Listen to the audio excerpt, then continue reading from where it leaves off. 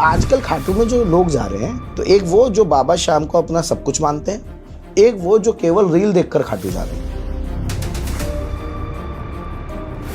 खाटू मंदिर के बाहर ना बहुत लोग मोर पंख देते हैं। मोर पंख का क्या सिग्निफिकेंस है? इतना प्यारा सवाल है आपका। इतना बड़ा रहस्य है जो मैं आपको बताने वाला हूँ कि तुमने हमें बाबा से दूर करा है। देख रहे हैं बाबा छोड़ेगा नहीं, ऐसे चिल्ला कर गया वो बंदा। अच्छा, बिल्कुल रियल स्टोरी बता रहा हूँ आपको। मेरी मम्मा को एक रेयर डिजीज हो गई थी। 2014 की मैं बात बता रहा हूँ। अच्छा, तो बोले नहीं, ठीक नहीं है, कैंसर है तो। और वो रिपोर्ट देखकर सिटी स्कैन की कोई डॉक्टर हाथ नहीं लगा रहा था। तो मैंने अपने घर में जो चीज होते हुए देखी वो मेरे को वहां स्कंद पुराण में नजर आई। आपको बिल्कुल सत्यवाद बताता हूँ। सत्य ही बताइए। आज की जनरेशन उनके कैरेक्टर से क्या सीख सकती है? तो बाबा की कथा से अगर कुछ सीखना है तो सबसे पहली चीज सीखने को मिलती है।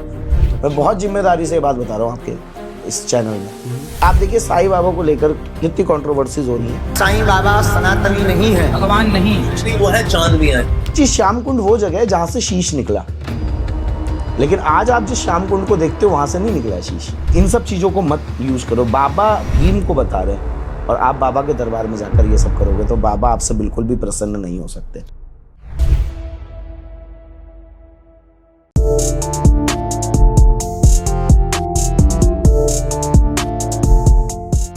इसी पे मेरा 2-3 सवाल हैं, ठीक है, जो हमने अभी तक पूरी कथाएं की हैं सारी चीज़ें। तो एक तो मेरा वही था, जो कुंड में लोग स्नान करते हैं उनके क्या बोलते हैं, जो भी परेशानियां हैं, जो भी उनके रोग हैं वो निकल जाते हैं। ऐसे क्या आपके पास एग्जाम्पल हैं? आपने देखे हैं ऐसे लोग जिनके साथ ऐसा हुआ? नहीं, मेरे पास बहुत सारे ऐसे एग्जाम्पल्स हैं भैया। इस पे ना बहुत विश्वास भी, इवन मेरे अपने जीवन में मेरी मम्मा को एक रेयर डिजीज हो गई थी कि उसमें गॉल ब्लैडर जो है, जैसे ओके, उस पर स्टोन बहुत समय तक अगर रहेगी तो वो लटक कर जो है वो आपका इंटेस्टाइन से चिपक जाएगा। और जब दो ऑर्गन आपस में चिपकते हैं तो साइंस में इसका कुछ टर्म है, फिस्टुला ऐसे करके एक वर्ड आता है। तो वो उस टाइप का हो गया था। और सिटी स्कैन में जो सिटी स्कैन एक्सपर्ट है उससे जब रिपोर्ट लेने गए तो वो पता नहीं ओस्टी कुछ अजीब सा साइंटिफिक टर्म था। तो आप तो जब किसी से रिपोर्ट लेने जाते हो तो आप जरूर पूछते हो कि ठीक है ना सब। तो मैंने उससे पूछा ठीक है ना सब। 2014 की मैं बात बता रहा हूँ। अच्छा, तो बोले नहीं, ठीक नहीं है, कैंसर है तो बाबा पे विश्वास था सबको। और धीरे धीरे धीरे धीरे 4-5 महीने में वो जितनी, मतलब वो मेरे पास प्रैक्टिकली रिपोर्ट्स रखी हुई हैं। उस सिटी स्कैन की रिपोर्ट से बेटर अगले दिन का अल्ट्रासाउंड आया अपने आप। अच्छा, अगले दिन के अल्ट्रासाउंड से 2 दिन बाद हुआ वो और बेटर आया। और वो रिपोर्ट देखकर सिटी स्कैन की कोई डॉक्टर हाथ नहीं लगा रहा था। मतलब देवर लाइक कि हम नहीं, ये बहुत रिस्की है, हम 2 ऑर्गन्स को नहीं, जो भी होगा वॉट एवर। ये साइंटिफिक लोग, अगर कोई मेडिकल लाइन का बंदा देख रहा होगा तो वो समझ भी पा रहा होगा कि सिटी स्कैन की रिपोर्ट देखकर लोग ऑपरेशन, पहली बात तो जो दूरबीन वाला ऑपरेशन होता है, जो लेप्रो सर्जरी होती है, उसके लिए तो कोई हाई नहीं कर रहा। और दूसरी चीज भी वो कह भी रहे कि हो सकता है कि हमें चीरा लगा के देखें और कंडीशन अगर बेकार हो तो हम दोबारा पैक कर दें। अच्छा, लेकिन वो 1-1.5 महीने में ऐसी चीजें बदली कि लेप्रो से ही वो गॉल ब्लैडर अलग हुआ। वो हालांकि थोड़ा काला सा पड़ गया था। और उसके बाद बायोप्सी के लिए जाता है, तब तक पता नहीं कर सकते आपकी कैंसर है या नहीं। तो बायोप्सी में वो बिल्कुल सही आ गया, सब सही, सब सही। तो श्याम बाबा के भक्तों के रोग कटते हैं। वो क्या बोलते हैं, हर दिन स्नान के लिए जाती थी? नहीं, इसमें स्नान का कोई रोल नहीं था। रोल नहीं है। मैं ये समझा रहा हूँ कि बाबा जो, जब मैंने स्कंद पुराण पढ़ा ना, तब मुझे समझ में आया कि वो तो भगवान श्री कृष्ण ने वरदान दिया है। और हम सनातनी अपने अगर इष्टों ने, जो हमारे ईश्वर है उनकी वाणी को नहीं मान रहे हैं तो फिर हमारा सनातनी होने का फायदा नहीं है। तो मैंने अपने घर में जो चीज होते हुए देखी वो मेरे को वहां स्कंद पुराण में नजर आई, जहां पर भगवान श्री कृष्ण बर्बरीक से बोल रहे हैं कि तुम अपने भक्तों के वात, पित्त और कफ के रोगों को बड़ी सरलता से निपटा दोगे। और वो इतनी कॉम्प्लिकेटेड स्थिति हम जानते हैं, हम इंसान है तो स्ट्रेस तो लिया, बट वो वाकई में बड़ी सरलता से निपटती हुई चले गई। तो ये मेरा ऑब्जर्वेशन है। तो वही श्याम कुंड जब आप आते हो तो जो कहते हैं कि श्याम कुंड में रोग हर रहे हैं, तो मैं यही हमारे सारे दर्शकों को बोलना चाहूंगा कि जो रोग हर रहे हैं उसके पीछे भगवान कृष्ण का वरदान है। दूसरी चीज, श्याम कुंड वो जगह है जहां से शीश निकला, लेकिन आज आप जिस श्याम कुंड को देखते हो वहां से नहीं निकला शीश। अच्छा, रियल श्याम कुंड उसके थोड़ी बगल में, पड़ोस में। वो बनाया गया है लोगों के स्नान के लिए, क्योंकि खाटू में भीड़ बढ़ रही थी। तो एक्चुअल जो श्याम कुंड है जहां पर अपने आप पानी आता है, उससे एक पाइप से उस जल को एक ओवल, जो आप देखते हो ना ओवल शेप कुंड, बिल्कुल। वहां पर उस जल को ट्रांसफर किया जाता था। फिर कुछ समय बाद क्या हुआ, बोले जो पुराना है, मतलब जहां से शीश वाकई में निकला है, वो रिजर्व कर दिया गया महिलाओं के लिए, ओके। और वो जो ओवल वाला था वो पुरुषों के लिए था। तो ये हो गए 2 कुंड, महिला कुंड, पुरुष कुंड। फिर उसके बाद भीड़ और बड़ी खाटू में, अब सब चीजें व्यवस्था नहीं बन पाई, तो अब महिला और पुरुषों का ऐसे कोई स्पेसिफिक कुंड नहीं है, और उस दोनों के बीच के रास्ता भी बंद है। अच्छा। पहले तो आप पुरुष कुंड से महिला कुंड की तरफ जा सकते थे, अब रास्ता बंद है। अब बोल दिया गया नवीन कुंड और प्राचीन कुंड। तो एक्चुअल में प्राचीन कुंड वो है जहां पर बाबा श्याम का शीश निकला था। ओके। अब वहाँ पे किसी को जाने नहीं देते? नहीं, वहां अब वहां सब जा रहे हैं। अच्छा, अब सब जा। मतलब हम जब छोटे थे तो वहां महिलाएं जाती थी, अच्छा, वहां पुरुषों की एंट्री बैन थी। बैन थी। लेकिन अब तो वहां सभी जा रहे हैं, उतरते हैं सीढ़ियों से, वहां जल को छूते हैं और उसके बाद ऊपर आ जाते हैं प्राचीन वाले में। और नए वाले में तो लोग क्या क्या कर रहे हैं आप देख ही रहे हो, कैसे कूद रहे हैं, तो कुल्ला वैसे कर रहे हैं। जो ये लोग हैं जो इनका आजकल कुंड का स्विमिंग पूल बना रखा है, इन लोगों को आप क्या डायरेक्शन देना चाहेंगे? आई थिंक बच्चे ही आधे से ज्यादा तो। डायरेक्शन कुछ नहीं है, जब जिनका कुंड है, जिनके धाम जा रहे हो, वो वहां पर बैठे हैं और उन्होंने अपने दादा को ललकार दिया था कि कुंड में बिना हाथ पैर स्वच्छ किए मत उतरो, कुल्ला मत करो, साबुन का प्रयोग मत करो। ये सब लिखा है स्कंद पुराण में। मतलब साबुन को एक अलग वर्ड बोला गया है, मतलब है स्पेसिफिक वही कि समझ गया। वो इन सब चीजों को मत यूज करो। बाबा भीम को बता रहे हैं, और आप बाबा के दरबार में जाकर ये सब करोगे तो बाबा आपसे बिल्कुल भी प्रसन्न नहीं हो सकते। मतलब वो दिखाने वाली आपकी भक्ति है। हाँ, आप उनके आदर्शों पे तो चल ही नहीं रहे, एथिक्स आप समझ ही कैसे नहीं चलेंगे? ना कहीं पढ़ा, ना कहीं सुना, पता ही नहीं है। तो शायद हो सकता है आज जो भी सुनेंगे इस बात को, वो जरूर आगे से इस बात को अमल में लाएंगे। बिल्कुल। इसके बाद मैं चाहता हूँ जो बाबा श्याम है, श्याम बाबा है, उनका जो करेक्टर है, ठीक है, आज की जनरेशन उनके करेक्टर से क्या सीख सकती है? सिर्फ उनकी स्टोरी से नहीं, उनमें से जो निचोड़ निकला है, ठीक है, क्योंकि बच्चे बाबा को पूछते तो हैं, जानते भी हैं, सब कुछ करते हैं, लेकिन वो उनके करेक्टर के सिग्निफिकेंस को अपनी लाइफ में उतार नहीं पा रहे हैं क्योंकि उनको वो चीज़ें नहीं पता। वैसे तो आपने पूरी स्टोरी में बताया अभी तक, लेकिन मैं चाहता हूँ आप थोड़ा सा, ताकि वो चीज़ें डायरेक्ट हिट करें, जो भी हमारे लिसनर्स हैं, व्यूअर्स हैं, जो भी बाबा के भक्त हैं, उन्हें एक्चुअल पता चले बाबा हैं क्या, कि ये चरित्र में होना चाहिए, तभी आप बाबा को पूज रहे हो। तो बाबा की कथा से अगर कुछ सीखना है तो सबसे पहली चीज सीखने को मिलती है निस्वार्थता, यानी कि सेल्फिश नहीं होना है। सेल्फिश नहीं होना। मैं बहुत कॉन्क्रीट लेवल पर अगर हम चले, सेकंड बाबा की कथा से सीखने को मिलती है पितृभक्ति, अपने क्या बोलते हैं, अपने माँ-बाप बड़ों का को, सम्मान, बड़ों का सम्मान। और हर जगह बड़ों का सम्मान किया गया। तीसरी चीज जो सीखने को मिलती है वो है ओबीडियंट होना। जैसे बाबा माता के वचनों को लेकर ओबीडियंट थे। माता ने कहा कि विजय की रक्षा करनी है, यज्ञ की करी, तो करनी है। माता ने बोला भस्म ले लो, तुरंत ले ली, फिर क्वेश्चन नहीं किया कि अच्छा हाँ माता बोल रही है। तो आप जिसको मान रहे हो, जो आपका मेंटोर है, आप लाइफ में उनके ओबीडियंट बने। मतलब जितने भी स्टूडेंट्स अगर सुन रहे हैं तो अपने टीचर्स के ओबीडियंट बन जाएं, तो वैसे ही उनका जो है वो पर्टिकुलर एग्जामिनेशन या जो भी वो कंपटीशन की तैयारी कर रहे हैं वो निकल जाएगा, क्योंकि टीचर आपको सब कुछ बता रहे हैं एग्जैक्टली। बिल्कुल। वो बाबा की स्टोरी से बहुत ज़्यादा हमें सीखने को मिलता है। अगली चीज, बाबा की स्टोरी से हमें ब्रेवरी सीखने को मिलती है। पांडवों की सभा में खड़े होकर अर्जुन के क्लेम के बाद इतने बोल्ड तरीके से अपनी बात को रखना कि मैं एक मुहूर्त में समाप्त कर दूंगा, ये आज की कॉन्फिडेंस में आता है। और मॉडर्न वर्ल्ड में अगर हम इसको लें तो आज का जो एरा है वो आपकी डिग्रीज नहीं मानता फॉर जॉब। आज का जो मॉडर्न एरा है वो आपकी स्किल्स मांगता है। एग्जैक्टली। अगर स्किलफुल हैं आप तो आपको जॉब मिल जाती है। और मैं देख रहा हूँ बहुत जल्दी ये धीरे धीरे चेंज हो रहा है। और जो हमारे ब्लू कॉलर्स जॉब्स हैं, इवन ये उसमें भी आने वाला है। वाइट कॉलर जॉब में तो खैर अभी नहीं है, क्योंकि अगर आपको आईएएस बनना है तो आपको ग्रेजुएशन तो चाहिए ही चाहिए। बट मैं देख रहा हूँ कि बहुत सारे टीचर्स जिन्होंने वो पर्टिकुलर सब्जेक्ट भले ही अपनी हायर एजुकेशन में नहीं पढ़ा है, लेकिन अगर उन्होंने उसकी एक्सपर्टीज हासिल कर ली है तो वो पढ़ा रहे हैं।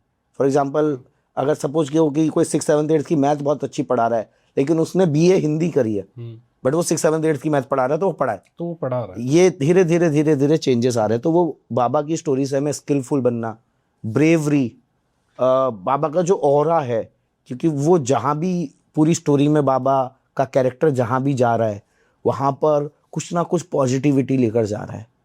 तो हमें अपना ऑरा जिसको कहते हैं वो ऐसा ही इस्टेब्लिश करना चाहिए कि हमें देखकर किसी को नेगेटिविटी ना आए। तो ये बहुत सारी चीज़ें हैं। और मजे की बात जो आपने सभा वाली बात बोले थे ना, आई थिंक उस सभा में सबसे छोटे रहे होंगे, तो वो उम्र के मोहताज नहीं थे अपनी बात को रखने के लिए। हाँ, तो वो क्योंकि स्किलफुल थे बाबा, तो मैं तो यही कहूँगा कि स्किलफुल होना, कॉन्फिडेंट होना, अपनी communication skills, soft skills, then obedient बनना, बड़ों की रिस्पेक्ट करना, और साथ ही साथ जो है वो निस्वार्थता। बिल्कुल। लेकिन हाँ, इस पे एक चीज़ है कि वो छोटे थे और उन्होंने बोला अपने बड़ों के बीच में, तो लोग इसको गलत ना ले लें कि हम सही हैं, हम बोल सकते हैं तो हम कैसे भी बोलेंगे। उन्होंने एक बहुत ही क्या बोलते हैं अपने बड़ों का सम्मान करते हुए अपनी बात रखी थी। बच्चे भूल जाते हैं। ये आप बहुत देखिए, हम जेनजी की बात करते हैं, एग्जैक्टली जेनजी यही है, एग्जैक्टली यही उसका नेचर है। अगर 5 लोग आपके घर में पंचायत चल रही है, चाचा बैठे, ताऊ बैठे, पिताजी बैठे, और एक जेनजी बैठा है ना, और वो 3 लोग ये डिसाइड कर रहे हैं कि हम इनोवा करके चलते हैं, और वो बैठा है ना, वो कहा नहीं पापा, इनोवा नहीं, ये करते हैं। हमारे टाइम पे हम जो 90s वाले हैं ना, हमारी हिम्मत नहीं होती थी कि अपने पेरेंट्स के डिसीजन को के बीच में हम अपने आइडियाज इनपुट कर दे। बिल्कुल। बट ये जेनजी करने लग गए। वो अपनी बात रखना जानते हैं, वही बाबा ने वहां पर किया था। लेकिन बस उसका आदर और सम्मान के साथ। हाँ। कई लोग भूल जाते हैं कि वो बड़े हैं इस चीज को ना। तो मैं वही कह रहा हूँ, इस पार्ट से ये नेगेटिव फॉर्म ना ले लें कि हम अपनी बात किसी भी रूप में रख सकें, क्योंकि हमें सही लगता है। निसंदेह। बिल्कुल। अच्छा, बाबा के जो मंदिर हैं, ठीक है, वहाँ पे एक बहुत चीज़ फेमस है, स्टोरी फेमस है कि जो शीशे हैं वो टूट जाते हैं जितने बार लगे हैं। आई थिंक 3 या 4 बार की कहानी है। उसके पीछे की कहानी क्या है? आपको बिल्कुल सत्य बात बताता हूँ। सत्य ही बताइए। क्योंकि 1-2 बार तो लोगों ने बोला है कि वो चटके हैं, अपने आप चटके हैं, ठीक है, लेकिन उसके बाद 1-2 जो बाद में हुए थे वो खुद ही टूटे। तो आप मुझे एक्चुअल, क्योंकि आप साइंस से रिलेट करते हैं और आई थिंक आप बहुत सारी अंधविश्वास को हटाते हैं, तो क्या ये अंधविश्वास है या एक्चुअल में वही चीज़ है जो स्टोरी रन करती है? चलिए, तो पहले तो शीशा लगा कैसे? तो कोविड से पहले बाबा श्याम का मंदिर ऐसा नहीं था जैसा आज है। अच्छा। बाबा श्याम का आप जहाँ पर भक्तों को चलता हुआ देखते हैं, वो ग्राउंडेड हो गया है, उसकी खुदाई करी है जगह की, और पहले वहां पर ऊंचा सा एक आंगन था, आगे सीढ़ियाँ थी, जिसको आज 13 सीढ़ियाँ सभी लोग बोलते हैं। वहां से लोग सीधे जाया करते थे, यानी जो अंदर जाने का मंदिर में द्वार था वो बहुत संकीर्ण था।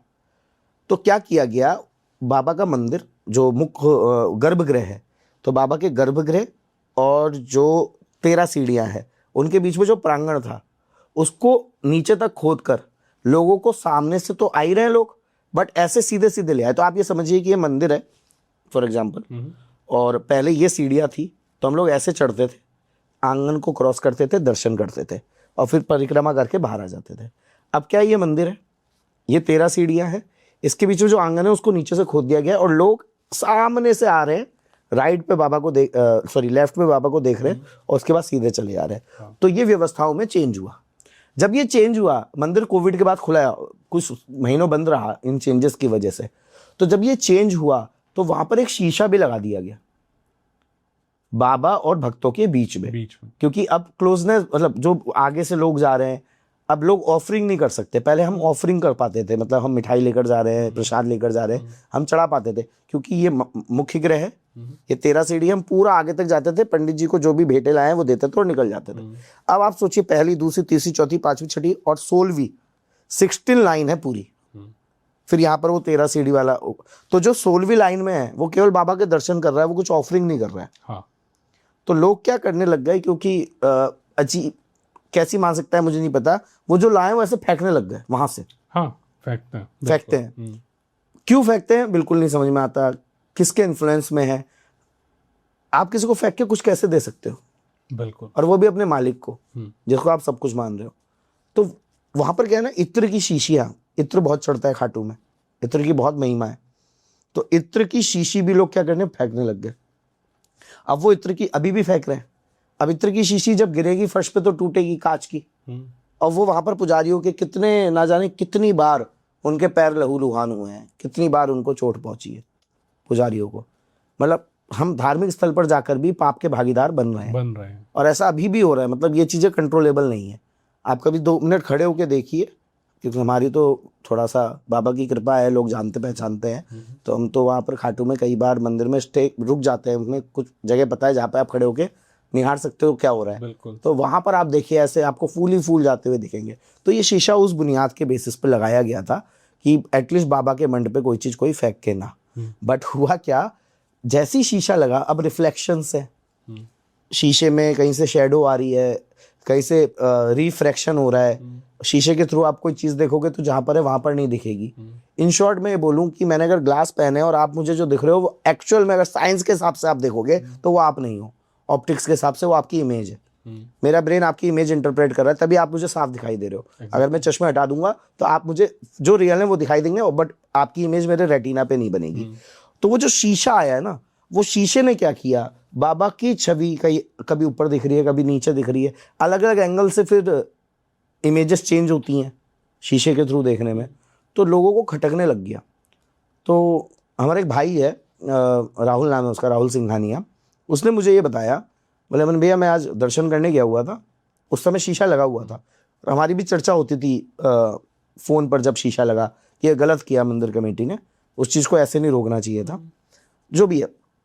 तो वो शीशा देखकर बोले मेरे आगे एक बंदा था और शीशा देखकर बोला कि तुमने हमें बाबा से दूर कराया शीशे के माध्यम से, देख रहे हैं बाबा शीशे को छोड़ेगा नहीं, ऐसे चिल्ला कर गया वो बंदा। अच्छा। बिल्कुल रियल स्टोरी बता रहा हूँ मैं आपको, जो मुझे राहुल ने बताई। बोले अमन भैया शाम को शीशा टूट गया, खुद ही। तो भक्तों की पुकार बहुत जल्दी सुनते हैं बाबा।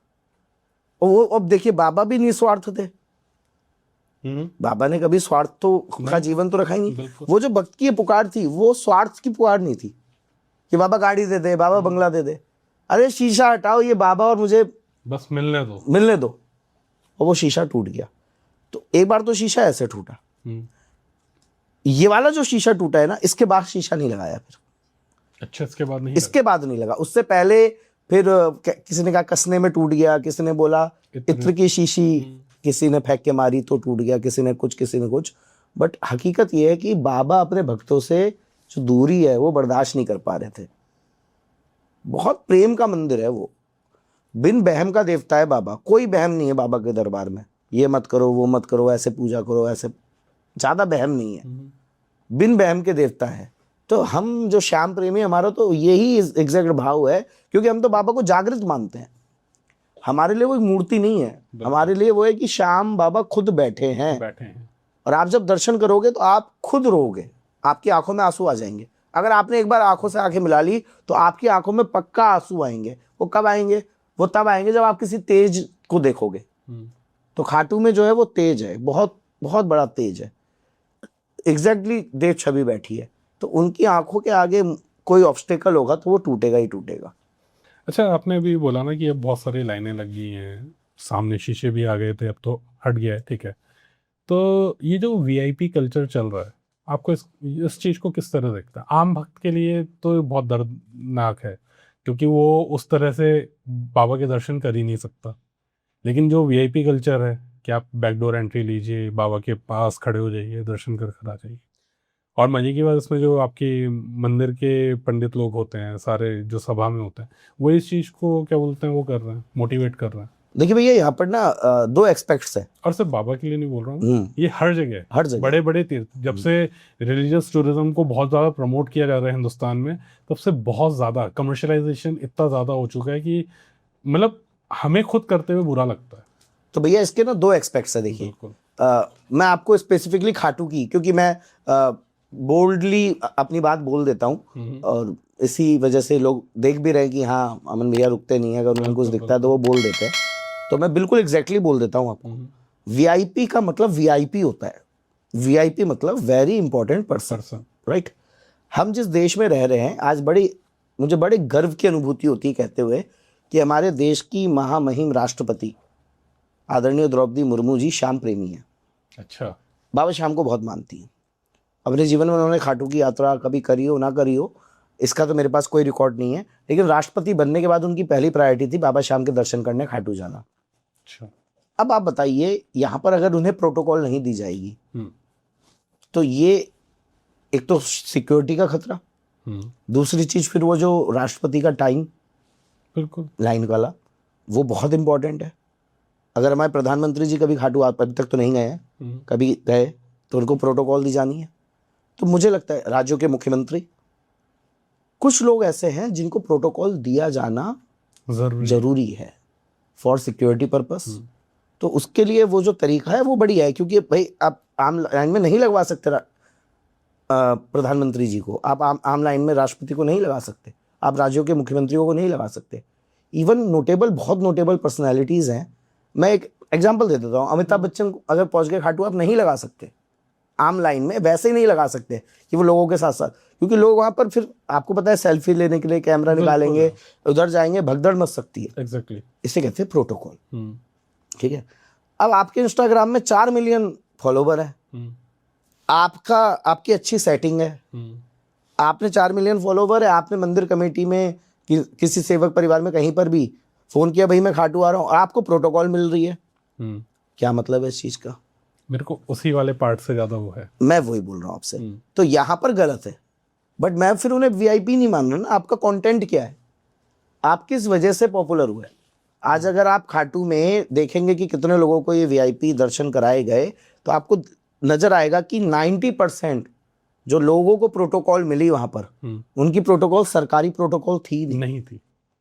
उन्होंने पैसे देके की है या कनेक्शंस के थ्रू की है उनकी, हाँ, उनको गवर्नमेंट से कोई किसी प्रकार की किसी ग्रेड की सिक्योरिटी थी नहीं उनकी।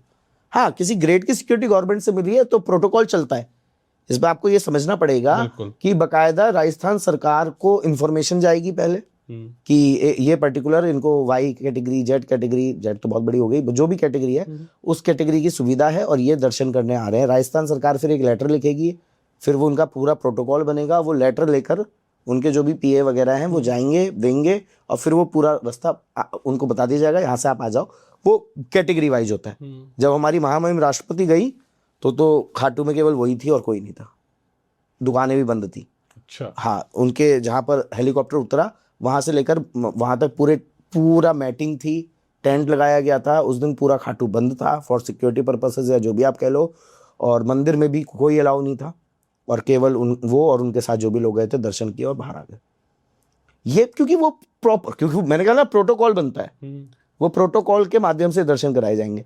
अब पता चला कि भाई आपके कुछ आप जानकार हो, जानते हो, बहुत ओपनली कहूँ तो आप इन्फ्लुएंस कर सकते हो कई लोगों को, और आपके खाटू पहुंचने से आप अगर कोलैब करोगे एक पर्टिकुलर पर्सन को अपनी इंस्टाग्राम रील में, बहुत वाइडली कह रहा हूँ, बहुत ओपनली कह रहा हूँ, यही है, आई एग्री, तो आपके कोलैबोरेशन से फिर उस पर्टिकुलर जो श्याम मंदिर कमेटी में जो वहां पर लोग बैठे हैं, जिनके जो वहां प्रोटोकॉल चला सकते हैं अपनी, उनको भी बेनिफिट होगा आपके साथ फोटो देखकर। तो वो आपको अगर एंट्री दे रहे हैं तो फिर ये कष्टकारी है। अगर कोई है कर रहा है तो वो निस्वार्थता नहीं, और ये कलयुग है, कलयुग में ऐसा होता है। एग्जैक्टली, आप इसको, इस एस्पेक्ट को आप हटा नहीं सकते। तो आपके मतलब मैं इसी चीज से बाइंड अप करूंगा इस क्वेश्चन को कि वीआईपी दर्शन की व्यवस्था होना जरूरी है, बट फॉर प्रोटोकॉल पर्सन, जिनका प्रोटोकॉल आ रहा है। जिनका नहीं है उनके लिए बिल्कुल नहीं। आप पर्सनल आप प्रोटोकॉल बना दे रहे हो अगर कि हाँ चलो ये पर्टिकुलर पंजाबी सिंगर आ रहे हैं, ये आ रहे हैं, वो आ रहे हैं, नहीं करना चाहिए। अच्छा, आजकल की जो जनरेशन है, जेन ज़ी बेसिकली, ठीक है, तो इनके उसमें बहुत ज़्यादा बाबा का क्रेज़ बढ़ रहा है, ऐसा क्यों? मतलब हद से ज़्यादा हम देखने को मिल रहा है, ठीक है, जबकि बड़ी जो पीढ़ी है उनमें उतना नहीं है जितना नई जनरेशन में आ रहा है।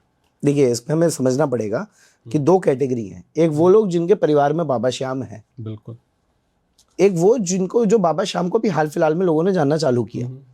अब इसको आप समझिए, जो आपने बोला ना कि बड़े लोग, तो खाटू श्याम बाबा का जो रास्ता दिखाया है लोगों को, हम लोगों को पहुंचाया है, वो बड़े बुजुर्गों ने ही पहुंचाया है, जिनके कुल में बाबा हैं, बाबा आइयो के, हाँ, जिनके कुल में है, जिनके बचपन से बाबा चलते आ, हाँ, वो तो है, तो बाबा कुल देवता हो गए। तो वो तो भाई बड़े बुजुर्ग जो है उन्होंने ही बताया। तो हम कहते हैं सकलाई एक वर्ड है कि बाबा श्याम से सकलाई कैसे लगानी है, मतलब सकलाई नियम नहीं है, प्रेम कैसे करना है। सकलाई एग्जैक्टली क्या होता है? सकलाई मतलब एक तरीके से आप कह सकते हैं कि उनका आदर सत्कार, मतलब बाबा को कैसे रिझाना है, बाबा को कैसे मनाना है, अगर इस तरह तो उसको कैसे बाबा को लगाना है, बाबा को भोग कैसे लगाना है, बाबा की ज्योत कैसे जगानी है, ये हमें बड़े बुजुर्गों से ही मिला है। सकलाई बेसिकली राजस्थानी वर्ड है?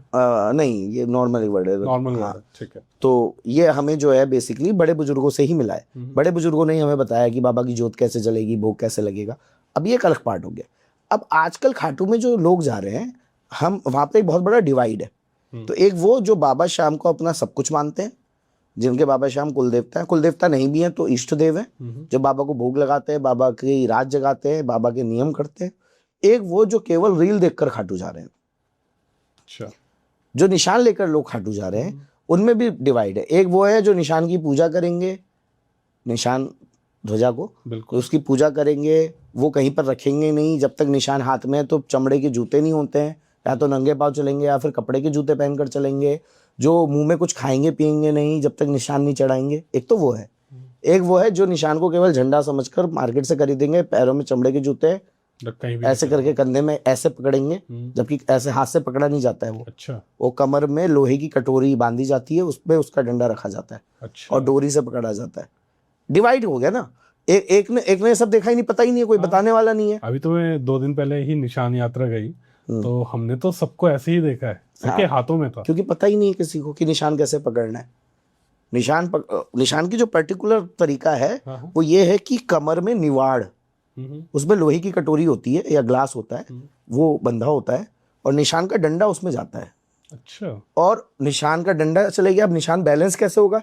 तो एक डोरी होती है जिसको हाथ से पकड़ लेते हैं जाता है, और ये वाला हाथ आपका फ्री है।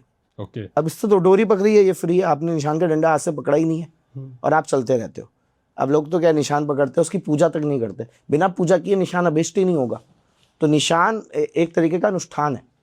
तो आप पहले जो है वो संकल्प पढ़ते हो। जब आप निशान पूजा करते हो तो एक संकल्प पढ़ते हैं कि बाबा हम ये निशान यात्रा क्यों कर रहे हैं, इसके पीछे की वजह क्या है, हम कोई वरदान प्राप्ति के लिए कर रहे हैं या ग्रेटिट्यूड यानी कि थैंकफुल होने के लिए कर रहे हैं। तो उसका संकल्प पढ़ा जाता है। फिर बाबा श्याम की आरती होती है, हनुमान जी की आरती होती है। निशान के ऊपर सतिया मतलब स्वास्तिक और छावड़ी मतलब सूरज बनाया जाता है, उसकी पूजन की जाती है, तब निशान धारण किया जाता है बड़ी स्वच्छता के साथ। अब तो लोग क्या है खाटू में, क्योंकि जो रील वाले हैं वो स्टेशन पर उतरे, निशान खरीदा, कंधे पे पकड़ा ऐसे और चल दिए। रास्ते में पान मसाला भी चबा रहे हैं, गुटखा भी। और अभी तो 2-3 दिनों पहले मैं देख रहा था हाथ में निशान है। और राजस्थान में ना शराब के ठेके बहुत हैं। अच्छा, हाँ, बहुत है। राजस्थान की एक कहावत है कि आपको यहाँ पर जगह जगह पर 3 चीजें मिल जाएंगी, ऊंट, खूट और घूट। तो ऊंट तो मिल ही जाते हैं, खूट ऊंट बांधने के लिए जो खूटा होता है, और घूट मतलब ठेके।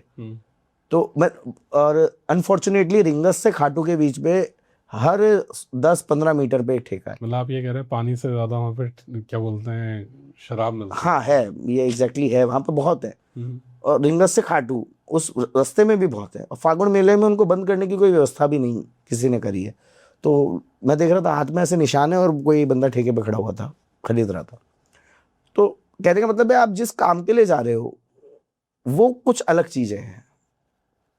आप डेली लाइफ या रेगुलर आपकी लाइफ क्या है वो अलग है। बिल्कुल, मैं ये नहीं कह रहा कि बहुत कॉन्स्टेंट नहीं कर रहा चीजों को, बट आप जिस चीज के लिए जा रहे हो, जब आप प्रण ले रहे हो, जब आप निशान उठा रहे हो, क्योंकि लोगों को पता ही नहीं है कि निशान की स्वच्छता क्या है। अरे लोग निशान हाथ में होता है तो पानी तक नहीं पीते भैया।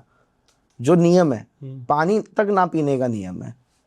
बाकायदा एक निशान को स्थान होते हैं जगह जगह पर, हर होटल के बाहर, वहां पर हर रास्ते में जितनी भी दुकानें होंगी वो सब बनाते हैं उस चीज को, निशान रखने का स्थान वहां पर रखते हैं। जमीन पे नहीं छूना चाहिए निशान। अच्छा, हाँ, उसका डंडा भी ऐसे जमीन पे नहीं रखना है, जमीन पे नहीं रख सकते। नहीं, बिल्कुल नहीं रख सकते। तो ये डिफरेंस है जो आप पूछ रहे हो कि जेनजी कैसे जुड़ रही है। तो जेनजी जुड़ रही है रील्स के माध्यम से। अब रील्स के माध्यम से जब जुड़ रही है तो बिना नियम हम के भाई दुनिया खाटू जा रही है, हम भी जाएंगे। तोरण द्वार में पहुंचकर उसके सामने रील बना रहे, हम भी बनाएंगे, तो हमारी भी वायरलिटी होगी, हम भी वायरल हो जाएंगे। तो कई लोग तो इस जिज्ञासा से खाटू जा रहे हैं कि चलो हम वहां जाके केवल रील ही डालेंगे, डाइटी से जुड़े ही नहीं, क्योंकि ये हैशटैग बहुत चल रहा है, हैशटैग खाटू। तो हमारी रील अगर हम पोस्ट करेंगे तो एल्गोरिदम को पसंद आ जाएगा, पंच हो जाएगी। इसीलिए कई लोग केदारनाथ जा रहे हैं, इसीलिए कई लोग बाबा नीम करोली जा रहे हैं। मैक्सिमम लोग रील बाजी के चक्कर में जा रहे हैं। तो आप इस जनरेशन को क्या मैसेज देना चाहेंगे जो ये सब कर रहे हैं? जो ये सब कर रहे हैं, अगर वो खाटू जा रहे हैं तो उन्हें बाबा ने बुलाया है, बट उनसे निवेदन है कि आप किसी अपने शहर में वो श्याम प्रेमी जो पिछले 30-35 सालों से खाटू जा रहे हैं, उनसे आप श्याम प्रेमी बनो। तो एक नया वर्ड में गढ़ रहा हूँ, लेकिन ये जरूरी है कि एक कोर्स कर लो, how to become real Shyam प्रेमी। बिल्कुल सही कर लो, कोई इशू नहीं है, क्योंकि रियल श्याम प्रेमी मतलब ये नहीं कि दिल से नहीं, मैं कह रहा हूँ उनके जो नियम है एटलीस्ट पता तो रहे, एटलीस्ट नियम पता रहे। बिल्कुल। उससे क्या है ना, जो प्लेस है उसकी जो पवित्रता है वो खत्म नहीं होगी। जब आप दर्शनों के लिए लाइन में लगेंगे तो आपको महत्वता पता होगी कि आप जिस मिट्टी पर चल रहे हो उस मिट्टी को कई लोग तो इवन मैं खुद जब खाटू में पहुंचते तो हमारा पहला काम होता है खाटू की मिट्टी को उठा के अपने होठों पे लगाना। अच्छा। क्योंकि भाई इसमें हमारा बाप रहता है, हमारा देवता इसमें है, ये मिट्टी बड़ी पावन है।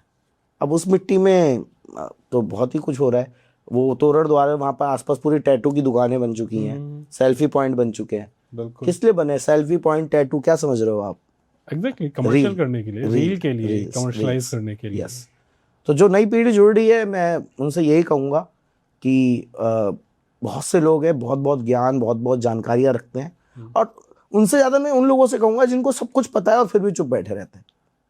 ये तो है, क्योंकि हमारी जो बड़ी जनरेशन है ना भैया, आज से 15-20 साल बाद वो नहीं होगी। बिल्कुल। फिर कौन बताएगा? और आज जो मेरी जनरेशन है, ये जो 30 पार कर चुके हैं हम और 40 के नीचे हैं, वो जानना नहीं चाह रहे। हाँ। और जब आप उनसे चीजें लेकर नीचे नहीं बताओगे तो चीजें खत्म हो जाएंगी।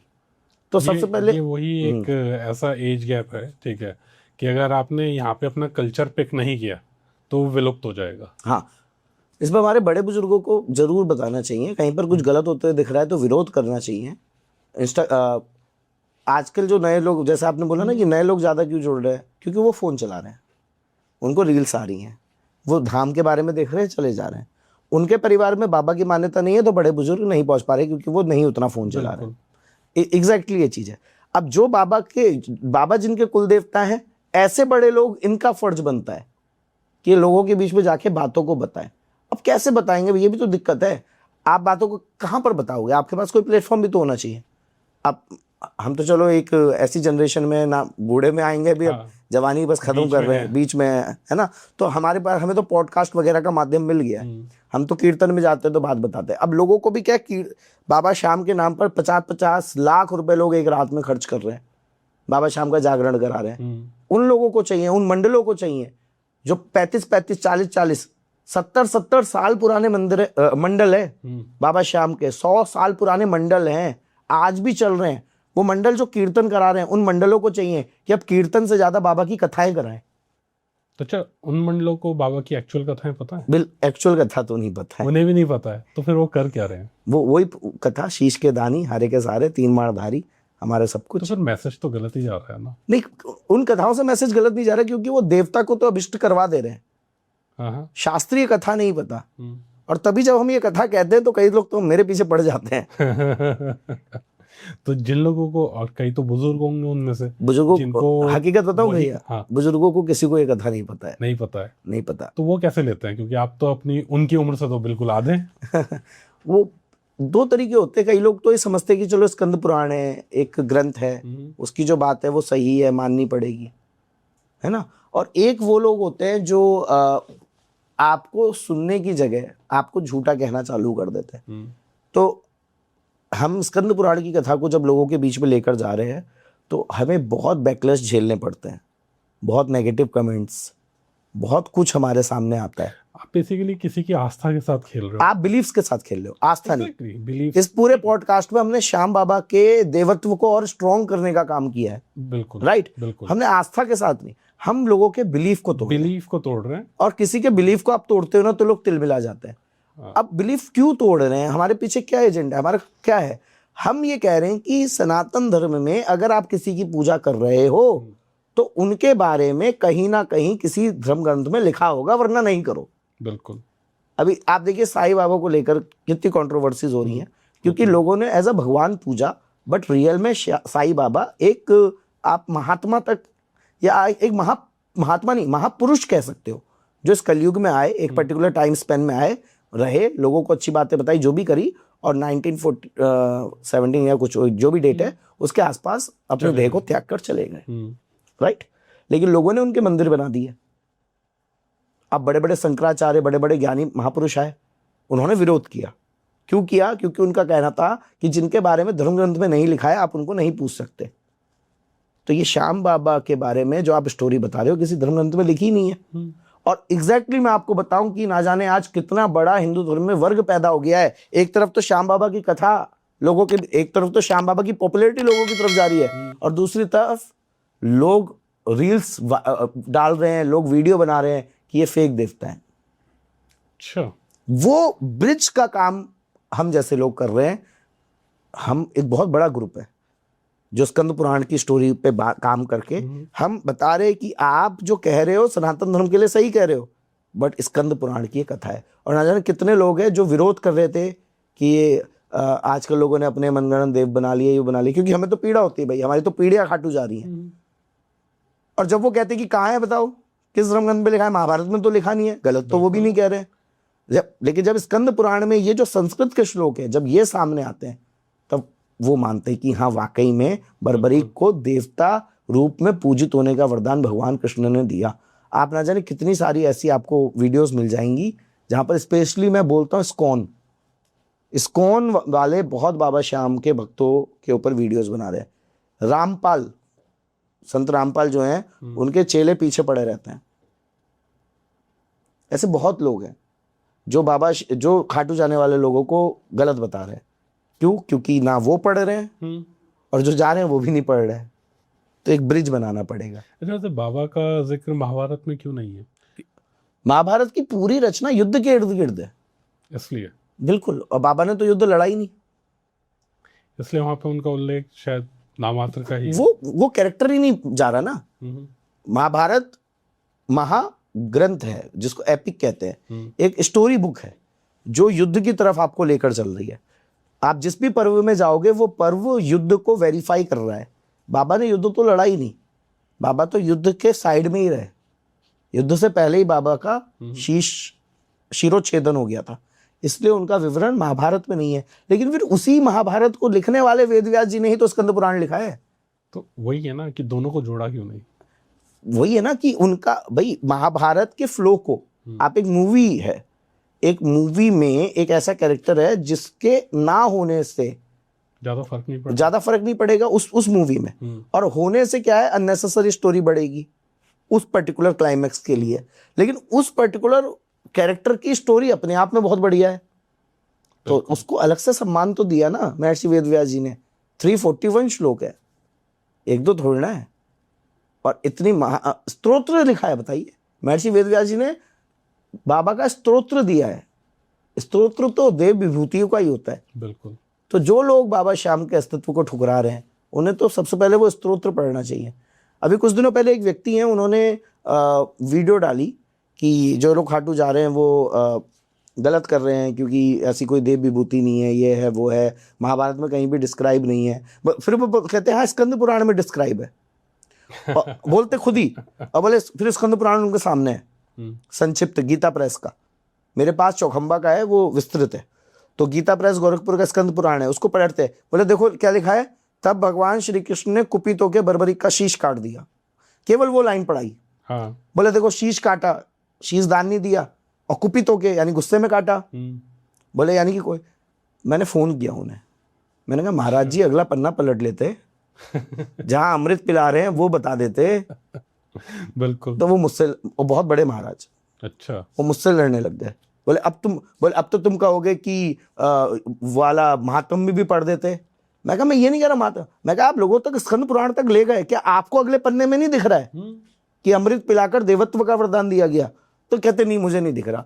तो ये हम हिंदू ही ना अपने धर्म को के पतन का कारण बन रहे हैं। बिल्कुल। हमारे क्या है ना, ब्रांचेस बन गई है, इस्कॉन, ब्रह्म कुमारीज, संत रामपाल, संत ये संत वो। अब आप अपनी लिमिट्स, आपके अपने सेट ऑफ एसओपीज हैं। आप किसी विंग को मान रहे हो, जैसे मैं कह रहा हूं हम खाटू श्याम बाबा के प्रेमी, हमारी अपनी एसओपीज है, हम उनको कैसे मान रहे हैं। हम दूसरे के डायमीटर, हम अपने अपने क्षेत्रों में काम करते रहे, बिल्कुल। धर्म का उत्थान होगा। अब हम क्या कर रहे हैं, हम अपने विंग को, जैसे एक एग्जांपल है XYZ एक ग्रुप है, अभी मैं नाम लूंगा तो फिर कंट्रोवर्सीज होती है इसलिए मैं नाम नहीं ले रहा। बिल्कुल। एक XYZ ग्रुप है, तो वो XYZ ग्रुप क्या कर रहा है, अपने ग्रुप को अपलिफ्ट करने के लिए इस ग्रुप को नीचे दिखा रहा है। सनातन धर्म की खूबसूरती यही है कि ये धर्म कोई लेकर ही नहीं आया, इसका कोई मैसेंजर ही नहीं है, कोई पैगंबर ही नहीं है। जब से दुनिया है तब से ये धर्म है। सेकंड चीज, इस पे कोई रूल्स एंड रेगुलेशन नहीं है, आप किसी भी तरीके से इसको मान सकते हो। आप इसी में, पहले तो ऐसे विंग्स होती थी, वैष्णव, शैव, जो विष्णु को मानेंगे, शिव को मानेंगे। अब तो और भी विंग्स बन गई।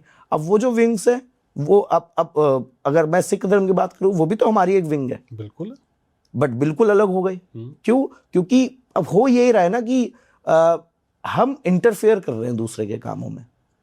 हमारा अपने SOPs जो है, जो प्रोसीडिंग्स हैं, वो हम अपने अकॉर्डिंग करें। XYZ अपनी हद पे रहकर काम कर रहा है, अपने साथ काम कर रहा है, ये भी कर रहा है, ये भी कर रहे हैं। पूरा क्लब किस पे है, छत्र छाया किसकी है, हिंदू कम्युनिटी। वो ग्रो करेगी। जब घर में आपस में लोग लड़ने लग जाते हैं ना, तो फिर पड़ोसी मजे लेते हैं। ये तो है, बिल्कुल। और ये हमारे धर्म में हो रहा है। आज खाटू श्याम बाबा जाने वाले लोग, अब लोग सावरिया सेठ, आपने नाम सुना होगा, चित्तौड़गढ़ में बहुत फेमस है, लोग वहां जाने को मना कर दे रहे, भीड़ बढ़ रही है। अरे भैया, है तो कृष्ण का ही रूप। भगवान कृष्ण की मूर्ति क्या राजस्थान की किसी मरुभूमि में नहीं निकल सकती? बिल्कुल निकल सकती। लेकिन लोग पीछे पड़ गए। ये कि वहां कैसे निकल गई? वहां क्यों जा रहे हो? वहां क्यों जहां भीड़ जा रही है, उस जगह को मानने वाले लोगों के अलावा और लोगों को मिर्चें लगना चालू हो जाती है। वो है। और हर कोई ये चाहता है कि हमारा जो एक, वो आप वही बोल रहा हो ना, जगह है, हमारे जो लोग हैं वो इधर से उधर ना जाए। खाटू मंदिर के बाहर ना बहुत लोग मोरपंख लेते हैं। मोरपंख का क्या सिग्निफिकेंस है? इतना प्यारा सवाल है आपका, और इसको अगर आपको समझना है तो आपको मैं एक बहुत ही इतना बड़ा रहस्य है जो मैं आपको बताने वाला हूँ। लोग क्योंकि मोरपंख जैसे बच्चे रखते थे, हम लोगों को पसंद है, तो हम लोग किताबों में रखते थे, ठीक है, तो बच्चों के लिए वो उस तरह से है। लेकिन इसका स्पिरिचुअल सिग्निफिकेंस मुझे लगता है कि कुछ बहुत बड़ा होगा। बहुत बड़ा है। साफ मन से बचपन से करते आ रहे हैं, उन्हें पता भी नहीं है वो क्या करते आ रहे हैं। तो बाबा श्याम का शीश निकला खाटू में, उस शीश की जो पूजा और सेवा हो रही है वो किस रूप में हो रही है? वो हो रही है विष्णु रूप में। अच्छा। बाबा श्याम का जो शीश है उसको विराट शालिग्राम कहा गया है खाटू में। और शालिग्राम कौन है? शालिग्राम कौन है? भगवान विष्णु का रूप। बिल्कुल, हम जानते हैं सब, जिसपे चंदन लगता है। हाँ जी। तो वो जो ब्लैक कलर का पूरा शालिग्राम है, उसमें मस्तक से लेकर नसिका तक चंदन लगता है। बाबा ने 14, 15, 16 जो भी एक एज रही होगी, उसमें बाबा का शीश कटा, और वो जो शीश खाटू में आया, बकायदा उसमें घुंघराले बाल हैं, उसकी जो नक्काशी है कभी आप देखोगे तो, और वो बिल्कुल ब्लैक था, एक बालक का चेहरा है वो। उस पे क्या करते हैं, मस्तक से लेकर नसिका तक चंदन लगाते हैं। अच्छा। इतना पार्ट छोड़ देते हैं। अब लोगों ने क्या किया, इसको दाढ़ी मूछ मान लिया। बाबा की मूर्ति में दाढ़ी मूछ है ही नहीं। और राजस्थान में रामदेव जी की भी मूर्तियां, रामदेव, ये जैसलमेर के पास इनका मंदिर है, रामदेव पीर कहते हैं इन्हें, उनकी दाढ़ी मूछ है। तो आज लोग, मतलब इतनी जगह मंदिर स्थापित हो गए जहां पर बाबा को दाढ़ी मूछ सफेद चेहरे में लोग दिखा रहे हैं। बाबा के शीश तो सफेद है ही नहीं, बाबा का शीश काला है, तभी तो श्याम नाम पड़ा। जो शीश खाटू से निकला वो काला था, वो बर्बरीक का शीश था, तो काला मतलब श्याम। वो शालिग्राम रूप, शालिग्राम भी काले होते हैं, चंदन लगता है। अब जहां शालिग्राम होते हैं वहां गरुण होते हैं, क्योंकि गरुण भगवान विष्णु की सवारी है। गरुड़ पक्षी, तो खाटू में गरुड़ भी है। बाबा श्याम के दाएं तरफ गरुड़ की मूर्ति है, और होली वाले दिन जिस दिन रंग खेला जाता है, उस दिन उस गरुड़ की मूर्ति को सामने लाया जाता है। बाबा के जो कवच है कान के, वो मछली के आकार के हैं, जो विष्णु जी पहनते हैं। उनकी पूरी सेवा भगवान विष्णु के रूप में हो रही है, और इसीलिए हर एकादशी का महत्व है खाटू में, क्योंकि एकादशी भगवान विष्णु का दिन है। जैसे मंगलवार हनुमान जी का, वैसे महीने की जो चांदन मतलब शुक्ल पक्ष, जब मून पूर्णिमा की तरफ बढ़ रहा होता है, फुल मून की तरफ बढ़ रहा होता है, उसमें जो 11वां आता है, 15-15 दिन के पक्ष होते हैं, जो शुक्ल पक्ष की 11 होती है, वो भगवान, वहां खाटू में बहुत भीड़ होती है। पता किसी को नहीं है क्यों होती है, क्योंकि वो भगवान विष्णु का दिन है, और खाटू में बाबा की पूजा विष्णु स्वरूप में हो रही है। मैं बहुत जिम्मेदारी से बात बता रहा हूँ आपके इस चैनल में। भगवान विष्णु के रूप में, एग्जैक्टली भगवान विष्णु के रूप में वो पर्टिकुलर सेवा अर्चना पूजा हो रही है। अब विष्णु है तो कृष्ण है, कृष्ण है तो मोर है, मोर है तो मोर पंख है। तो यहाँ से जो है बाबा की मोर छड़ी का जो अभिप्राय है वो यह है कि बर्बरीक ने अपने 3 जो तीर थे, जो बाण था, जो अस्त्र शस्त्र थे, खड़ग थी, तरकश थे, वो महाभारत में ही त्याग दिए थे। शीश के साथ नहीं आए, वो शीश को अमृत पिलाया गया, शीश अमर हो गया। और आज बाबा के हाथ में धनुष नहीं है, आज बाबा के शीश के साथ मोर छड़ी है। एक छोटा बच्चा है ना, उसको ये चेहरे पे आप मोर पंख ऐसे ऐसे चलाओ तो उसको बड़ा वात्सल्य मिलता है, बड़ा प्यार मिलता है, वो बड़ा खुश होता है। तो जब बाबा के दरबार में हम जाते हैं और हमारे सर पर पुजारी जी मोर छड़ी मारते हैं, मोर छड़ी, तो हमें लगता है कि हा बाबा का आशीर्वाद मिल गया। तो ये प्रेम, मोर पंख जो है वो प्रेम का सूचक है, जो बाबा के विष्णु स्वरूप को और ज्यादा संपादित कर रहा है। क्योंकि पहला वरदान विष्णु ने दिया था सूर्यवर्चा को। बिल्कुल, बहुत रिलेशन बैठते हैं। आखिरी सवाल है कि अगर कोई बाबा से जुड़ना चाहता है और उनका कुल नहीं है उस टाइप से, ठीक है, लेकिन बहुत परेशान है, फिर भी वो बाबा से जुड़ना चाहता है, तो उसे किन चीज़ों का ध्यान रखना चाहिए? वो कैसे बाबा से जुड़ सकता है? बाबा से मन से जुड़ा जाएगा बस, और कोई तरीका? और कोई तरीका नहीं है। आप मन में बस बाबा को याद करें। मैं कह रहा हूँ आप खाटू नहीं भी गए हैं ना और आप अभी भी श्याम प्रेमी बन गए, हाँ, खाटू तो बाबा बुला ही लेंगे बस आपको। तो आज की डेट में तो हो ही रहा है कि लोग पहले श्याम प्रेमी बन रहे हैं, लोग बाबा के कीर्तनों में जाना प्रारंभ कर रहे हैं, लोग बाबा के दर्शन अपने फोन में करने चालू कर रहे हैं। बिल्कुल, धीरे धीरे इतना अटैचमेंट हो रहा है कि फिर बाबा खाटू की तरफ बुला ले रहे हैं, बाबा उसे अपनी तरफ खींच ले रहे हैं। तो अगर कोई बाबा से जुड़ना चाहता है तो इसकी कोई रूल बुक नहीं है कि दीज आर दी रूल्स, कि जुड़ने के लिए आपको पहले ये दीक्षा लेनी पड़ेगी या आपको इनसे बात करनी पड़ेगी, कोई फॉर्म भरना पड़ेगा। ये दिल का रिश्ता है, क्योंकि वो सर्व लोका नाम वत्स पूज्यो भविष्यसि, ये वरदान मिला है भगवान कृष्ण के माध्यम से। तो आपके पास पूरी अथॉरिटी है कि आपकी पीढ़ियों ने अगर कभी खाटू में जाकर बाबा के दर्शन नहीं किए तो आपको पूरी अथॉरिटी और पूरी लिबर्टी है कि आप जाओ, आप बाबा के दर्शन करो, बाबा को अपने घर लाओ, बाबा के तस्वीर को अपने मंदिर में रखो और आपकी आने वाली पीढ़ी को बाबा से आशीर्वाद मिले, आशीर्वाद करवाओ, रिप्रेजेंट करवाओ। आप बाबा को आत्मसात कर लो, पूरी लिबर्टी है, क्योंकि जैसे सभी देवी देवता है वैसे बाबा है। बहुत अच्छे। एक आखिरी वो कि आप खाटू जो श्याम भक्त हैं, आप उनको क्या मैसेज देना चाहेंगे? मैं सभी श्याम प्रेमी जो पॉडकास्ट देख रहे हैं उनको यही कहूँगा कि अब वक्त आ चुका है कि हम मनगढ़ंत कहानियाँ, जो लोक कथाएं, दंत कथाएं, जो साल दर साल किसी ने किसी से सुनी, किसी ने किसी से सुनी, इस तरीके से आगे बढ़ी, ये छोड़कर हमारा धर्म ग्रंथ स्कंद पुराण जो कथा बाबा की कहता है उसके माध्यम से बाबा की कथा को रिप्रेजेंट करें लोगों के सामने।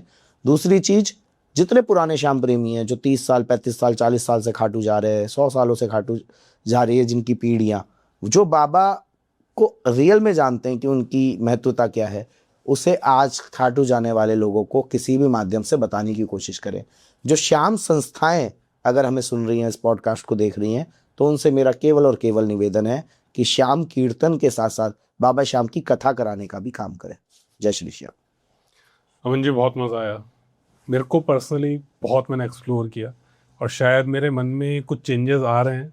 मैं बता नहीं सकता क्या चेंजेस होंगे, बट मेरे को आपसे बात करके बहुत पसंद, मज़ा आया। पता है, मैंने उम्मीद नहीं की थी पता है कि ये पॉडकास्ट इतना अच्छा चल जाएगा, बट आई थिंक बाबा का आशीर्वाद है। हाँ, वो उन्हीं का आशीर्वाद है।